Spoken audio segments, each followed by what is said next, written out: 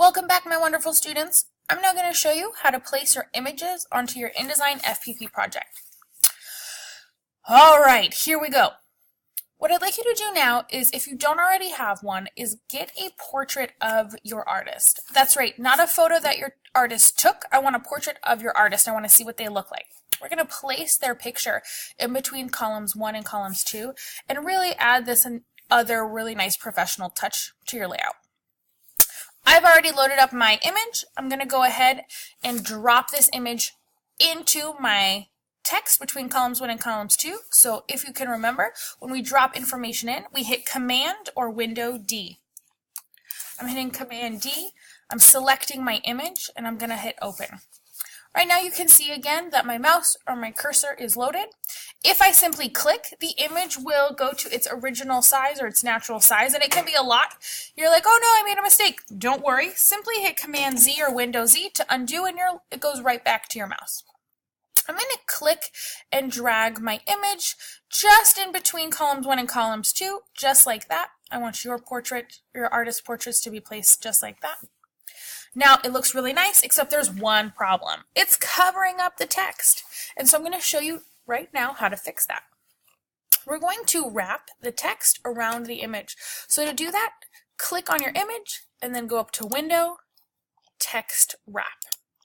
This is going to pop up and it's going to give you all of the tools that you need and tools and presets that you need to make your adjustments. Scoot over to 1, 2, so you're in the third one, where it says Wrap Around Object Shape. And notice already the text has now wrapped around the image of your photographer. However, the letters are touching the side of the image, and that's not the most professional look. So I'm going to show you how to move your letters just a little bit over to the side so that they're not touching the image. To do that, you simply have to click on the up arrow where it says Top Offset. I'm only going to click a few, about 4. Nope, that's too much. See how I got this weird white space? I'm going to go down, so like that. So I now have a good amount of space. Again, I can move this around if I feel like this is not looking right. There, that looks much better. And so now I have this nice image of my photographer in the center of columns 1 and columns 2 with a nice text wrap around it and no letters touching the image. Fabulous! You have now placed your image. We're moving on to placing the works that you recreated or emulated, which I cannot wait to see. And your work needs to be the biggest on the layout. I really want yours to be just fabulous, show off all of your hard work. And so we're going to drop your images in. I'm going to click on this background. I'm going to hit Command D, and I want you to pick your images. Your images need to be the largest. So I'm going to click and drag. Notice it didn't quite go to the column, so I'm going to move it. Before we continue, I just want to show you that there are 2 boxes when placing your images. There's a blue box, and if you click on the center here, the box turns yellow. The yellow box allows you to change the actual size of the image, while the blue frame is what changes what the audience can see, or the viewer can see. So you could not crop your image, but change your frame and cut out a lot of the image, or you could just leave it the way it is, or change the size of it. So again, there's a blue frame, that's what you can see, and if you click on the center and turn to a yellow frame, that's the actual size of the image. You want to be careful that you're not accidentally squishing or making your images look distorted while working and adjusting with these 2 boxes.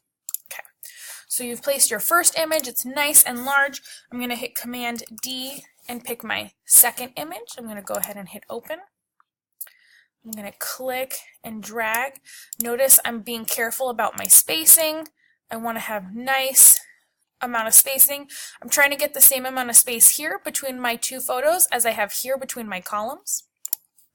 This leaves me this area here to place my artist's work. All right, very nice. I'm going to now hit Command D. I'm going to place my first box. Now, no, I know that I don't have that much space. So I'm going to go here, I'm going to hit Command D, place my second image, all right. Now I don't have that much space between these 2, so I'm going to move them over just a smidge. What's really nice with InDesign is that it gives you these green lines that let you know when you have accurate spacing or spacing that's even. So like that. And so now I'm going to continue hitting Command D and placing the rest of my images. Sometimes you might place your images and realize that it's not quite fitting right, and you're going to have to move them around after. That's not a problem, right? This is why we're doing this so early on, so you have a lot of time to place your images, place your artist's work, okay? Everybody's layout's going to look a little bit different. Maybe your images will go here, and you'll have your artist's work down here. There is no right or wrong with how you place them, as long as you're placing them with equal, even spacing, and without distorting the images. I do not want random, large spaces like this, right? This is not going to work. This kind of stuff is not going to work. You do not want to overlap your images. Don't do that either, okay? What I really want is for you to be thoughtful when you're placing your work, giving it even spacing between each, good sizing. All right, okay. So you now have placed your images, placed your artist's work, and placed a portrait of your photographer within the text.